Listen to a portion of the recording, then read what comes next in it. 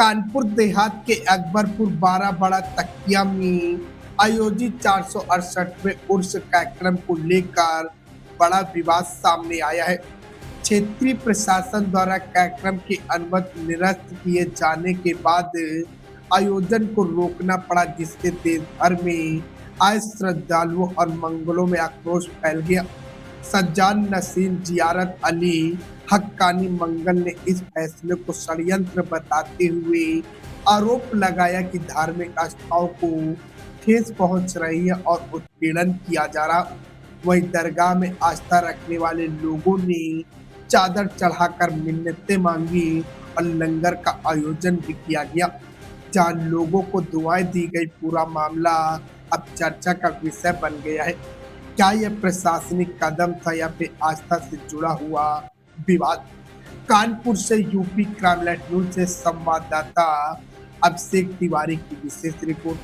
क्या नाम है आपका और क्या परिचय है जो आप सभी साधु संत यहाँ पे इकट्ठा हुए? मेरा नाम सूफी शाह सैयद ज़ियारत अली मलंग हक्कानी, वाइस प्रेसिडेंट सूफी खानका एसोसिएशन, और मैं यहाँ का साहिब सज्जादा मशीन आलिया सामान्य का मुकाम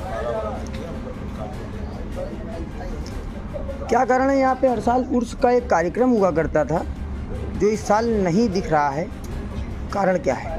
कारण आज के वक्त में जिस तरीके से अंग्रेज़ों के दौर में कुछ हमारे ही कौम के लोगों ने उनकी चापलूसियाँ की थी और मजनू शाह मलंग जैसी शख्सियत को गिरवाने का काम किया था। अशफाकुल्लाह जैसे जो देश पर शहीद होने के लिए देश की तमाम चीज़ों को उन्होंने उठाया, तो वही कटमुल्ले जो उस टाइम थे अंग्रेज़ों के टाइम, वो आज भी यहाँ पर मौजूद हैं। और जब भारत का बंटवारा हुआ था उस टाइम भी क्या कहते हैं, यही जो कट्टरपंथी विचारधारा के लोग थे जिन्होंने हिंदुस्तान को टुकड़े करवाने की कोशिश की थी और करवा भी दिया था, और जो इस देश से जाने वाला था वो पाकिस्तान चला गया था।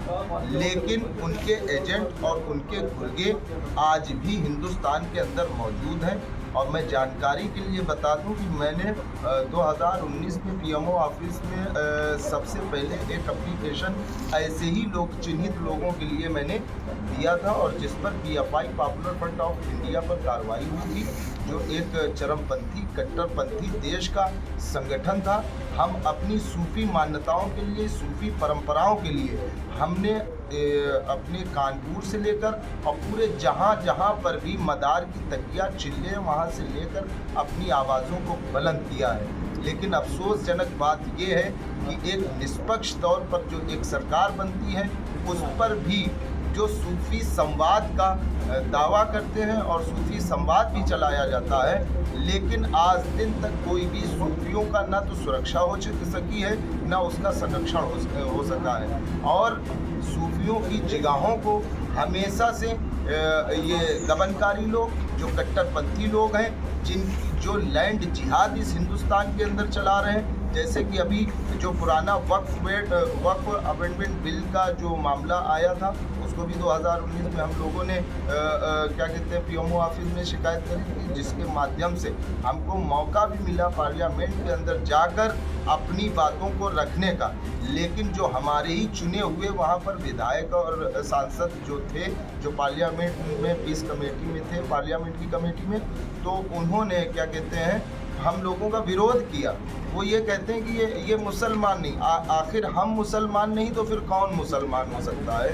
तो मैं कहना चाहता हूँ कि हिंदुस्तान में जब तक ये कट्टरपंथी जो मुल्ला आसिफ असरफ जलाली के जो गुर्गे हैं, इनको जब तक पकड़ा न जाए, और दावते इस्लामी एक ऐसा गैर कानूनी संगठन है जिसका आज दिन तक पूरे हिंदुस्तान के अंदर फाउंडर नहीं है, डायरेक्ट इसको पाकिस्तान एक्टिव करता है और पाकिस्तान यहाँ पर हिंदुस्तान से पैसा उगाही करके और पाकिस्तान को डायरेक्टली सपोर्ट करता है और वो हमारे देश को पुलवामा जैसे हादसे में फंसाता है, पुलवामा जैसा अटैक करवाता है और भी देश के अंदर जो अराजकताएं जो फैलाई जा रही हैं, ये कहीं ना कहीं एक देश को तोड़ने की बात और देश को फिर से उनका मौलाना इलियास अत्तार कादरी है, वो ये कहते हैं भारत तेरे टुकड़े होंगे।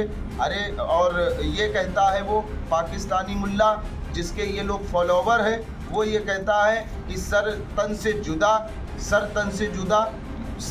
जुदा करने के लिए आमादा हो जाते हैं, जबकि इस्लाम एक मोहब्बत का नाम है, एक किरदार का नाम इस्लाम है जो बेहतर इंसानियत सिखाता है, वो इस्लाम है। उसको बदनाम करके कट्टरपंथी लोग, यही विचारधारा के लोग यहाँ बारा के अंदर मौजूद हैं, इनका डायरेक्ट कांटेक्ट बरेली से है और बरेल भी ये मसलकी पिल्ले, इनका डायरेक्ट क्या कहते हैं हन्नानी मियाँ, मन्नानी मियाँ और अदनान रज़ा, फलाने रज़ा, ढिमाके रज़ा, इनका बैठना उठना पाकिस्तान के अंदर है और ये वही लोग हैं जो हमारी परंपराओं को तोड़ना चाहते हैं, क्योंकि सूफ़ी राष्ट्रवादी विचारधारा का होता है। सूफियों ने हमेशा मोहब्बत का पैगाम दिया है, मोहब्बत का पैगाम दिया, मोहब्बत सबसे करते हैं, नफ़रत किसी से नहीं करते। आज जो ये हमारे उर्स का पैगाम था, ये अमन का पैगाम था, शांति का पैगाम था, भाईचारे का पैगाम था, राष्ट्रवादिता का पैगाम था, हिंदू और मुसलमान का पैगाम था, यहाँ पर सिख और ईसाई का पैगाम था।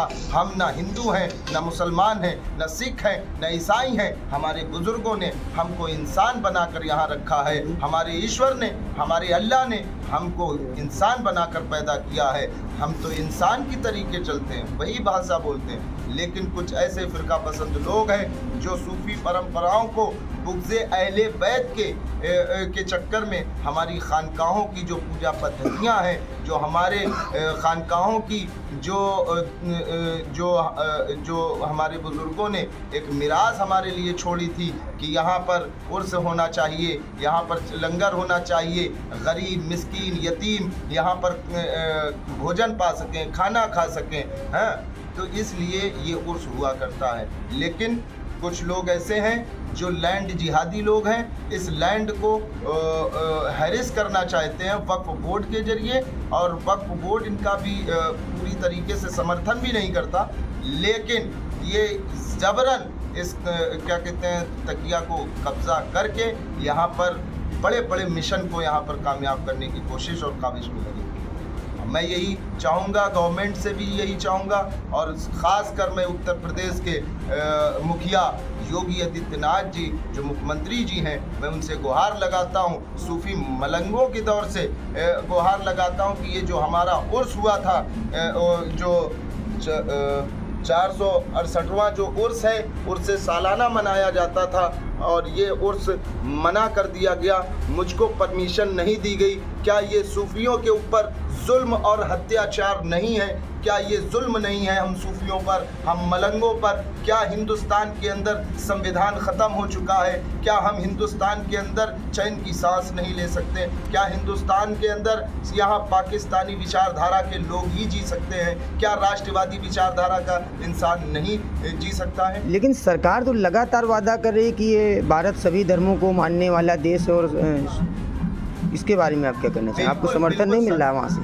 बिल्कुल, या तो हमारी बात वहाँ तक पहुँच नहीं पा रही है, या हमारी बात वहाँ तक पहुँचाई नहीं जा रही है। मैं आपके चैनल के माध्यम से जो हमारे मुखिया हैं, मैं उनसे गुहार लगाता हूँ कि ये परंपरा ही नहीं रोकी गई है, ये एक प्रोग्राम नहीं रोका गया है, बल्कि सैकड़ों साल पुरानी परंपरा को आहत किया गया और परमिशन नहीं मिला है। और जबकि ये हमारा सालाना हमारी गुरु तिथि मनाई जाती थी, उसको हम मना रहे थे, उर्स मना रहे थे जो हमारे बुजुर्गों से चला आ रहा है। और हिंदुस्तान के उन लोगों में हमारे पूर्वज आते हैं जिन्होंने अंग्रेज़ों के ख़िलाफ़, ईस्ट इंडिया के ख़िलाफ़ क्या कहते हैं जंग लड़ी थी। हुजूर मजनू शाह मलंग मदारी रहमतुल्लाह अलैह ने जो जंग लड़ी थी, हम उन्हीं के वंशज होने के बावजूद भी आज़ादी के 70-75 साल के बाद मैंने ये समझा था कि 2014 के बाद हमारे सूफियों को संरक्षण मिलेगा,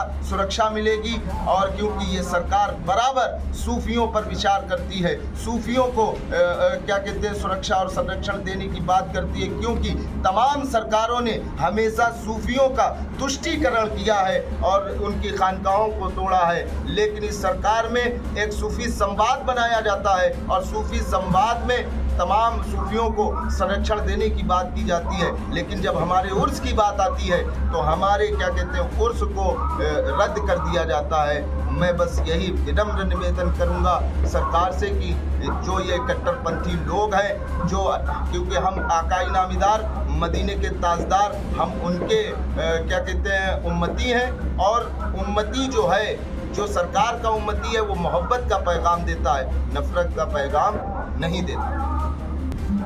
तो मैं बस यही कहूँगा कि हिंदू ही बुरा है, ना मुसलमान बुरा है, बस आ जाए बुराई पर तो फिर इंसान बुरा है। और क्या बनाने आए थे, क्या बड़ा बना बैठे, कहीं मस्जिद कहीं मंदिर बना बैठे।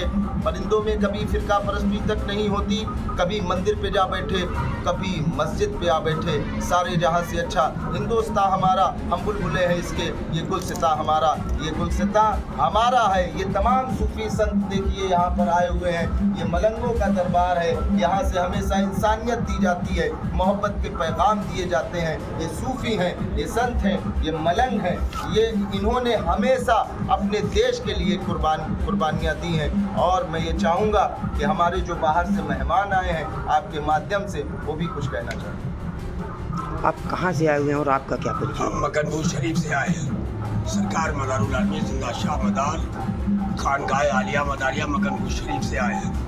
हमारे बाप दादा जो हैं 600 साल पुराने से अभी तक यहाँ तक ये पे आते रहे और यहाँ के बुजुर्ग हमारे वन जाते रहे, है ना। ये उर्स धूमधाम से मनाया जाता था और शौक से मनाया जाता, गरीबों की मदद होती थी, यहाँ सभी के धर्म के लोग आते थे। आज ये प्रोग्राम हमारा रोका जा रहा है और इसके ऊपर जुल्म हो रहा है। हम सरकार से कहना चाहते हैं कि हमारे योगी आदित्यनाथ मुख्यमंत्री जो जी है, तो उनसे गुजारिश कर रहा हूँ कि आप सोच समझ के हमारी इस मलंगी के बच्चों के और हमारे संतों साधु की सुविधा दी जाए।